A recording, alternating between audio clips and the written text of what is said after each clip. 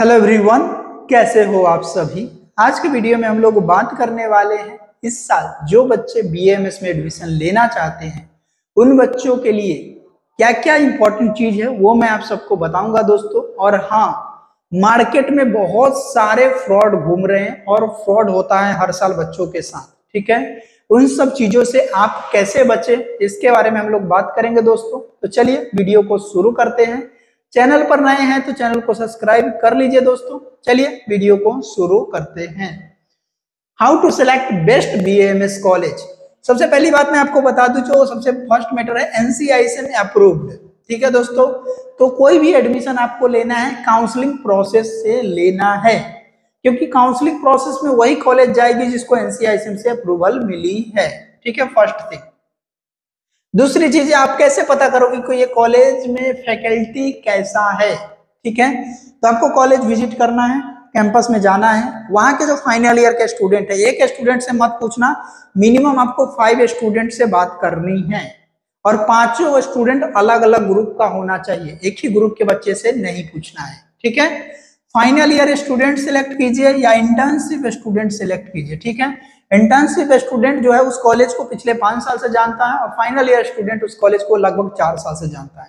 तो उस कॉलेज के बारे में सबसे ज्यादा बेहतर इंफॉर्मेशन वो देगा, उसको आपको जान लेना है दोस्तों, ठीक है। उसके बाद इंपॉर्टेंट है पेशेंट फॉलो को लेकर के।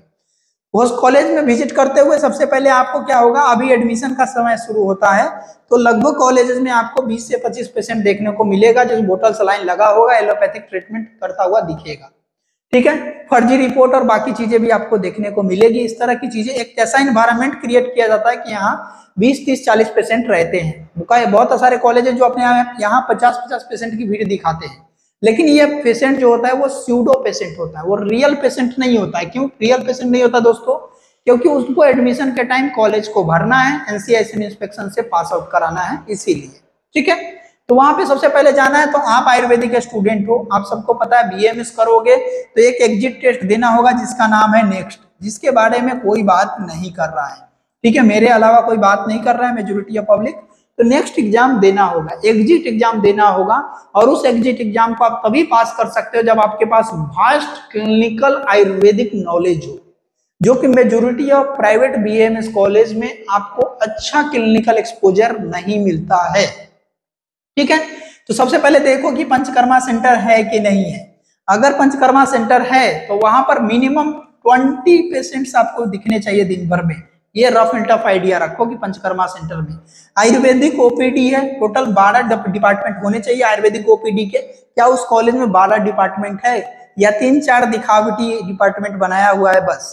तो वहां आपको एडमिशन नहीं लेना है, ठीक है। उसके बाद बात करना, वहां अगर दिख गया कि चलो इसमें भी कंफ्यूजन क्लियर नहीं हो पा रहा है तो वहां जो एडमिट पेशेंट है उसके पास जाइए, देखिए कि उनका क्या रिपोर्ट्स वगैरह है। अगर वो भी आइडिया नहीं लगता तो अगर सलाइन बोतल वगैरह लगा हुआ है, एलोपैथिक ट्रीटमेंट हो रहा है, तो इसका मतलब वहां कुछ तो कुछ गड़बड़ है।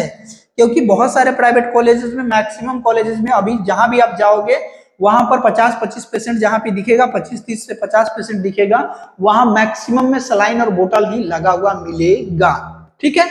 तो वो वहां पर आपको ध्यान देना है कि उसमें कुछ ना कुछ तो गड़बड़ है।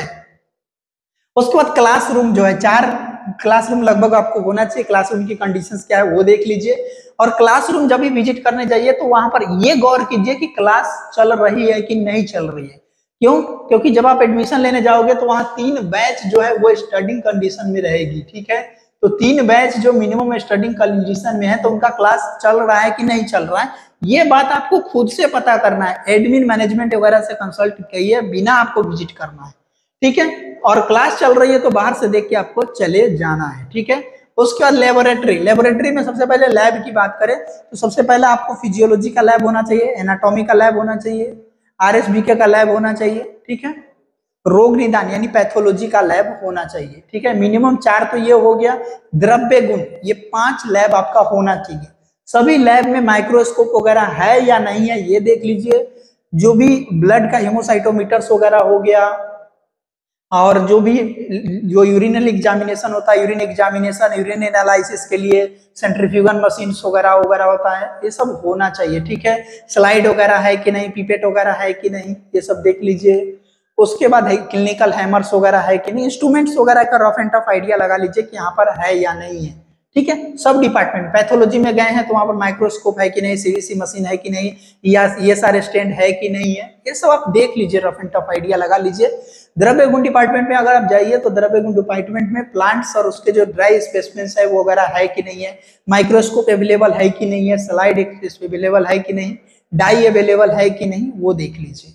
ठीक है, उसके बाद अगर आपको देखना है कोई और डिपार्टमेंट, आरएसबीके में जाइए तो वहां पर जो आरएसबीके डिपार्टमेंट है या नहीं है, वहां पर कोई प्रैक्टिकल होता है या नहीं होता, ये आइडिया आपको लग जाएगा जब सिलेंडर वगैरह है, बर्तन वगैरह वहां पर प्रेजेंट होगा, और जो आपका आरएसबीके का जो कंटेंट होता है, चाहे जो मेटल हो गया या फिर आपका जो रस हो गया, ये सब अगर प्रेजेंट है तो समझ लीजिए कि वहां पर सब कुछ अच्छा हो रहा है।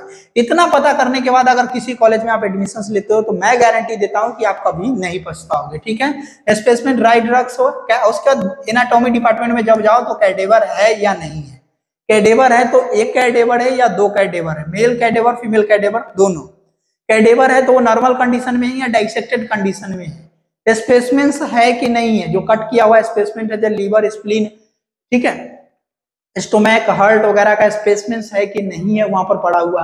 उसके बाद आपको जो डमी बॉडी वगैरह प्रेजेंट है कि नहीं है, बोन सेट वगैरह प्रेजेंट है कि नहीं, ये सारा चीज आपको देख लेना है, तभी आपको एडमिशन लेना है, नहीं तो नहीं लेना है।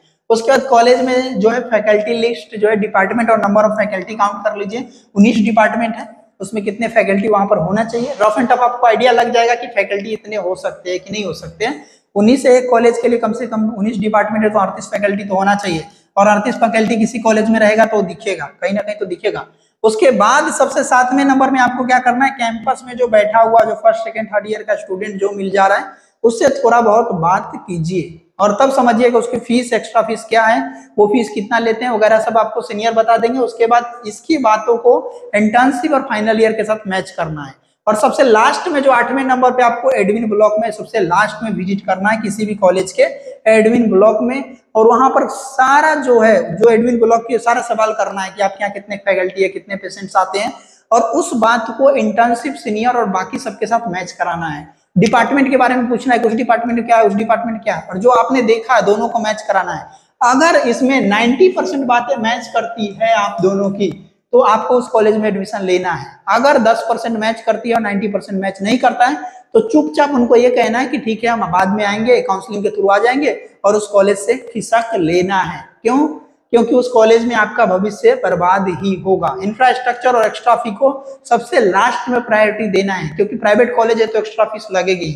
इंफ्रास्ट्रक्चर तो सारे कॉलेज के इंफ्रास्ट्रक्चर अच्छा ही है, मेजोरिटी ऑफ कॉलेज के इंफ्रास्ट्रक्चर अच्छा है, तो इंफ्रास्ट्रक्चर से नॉलेज नहीं मिलने वाला है। दोस्तों मेरा काम था आप सबको ये सारा इंफॉर्मेशन देना, और आपको भी, बच्चों को भी और बच्चों के गार्जियन को भी मैं ये बात अवेयर करना चाहूंगा कि प्लीज आप अपने बच्चे का भविष्य एक ऐसे कॉलेज में दे रहे हैं जहां पर सब कुछ हो, आपके बच्चे का भविष्य बेहतर हो, इसके लिए आपको एक दिन समय निकालना चाहिए।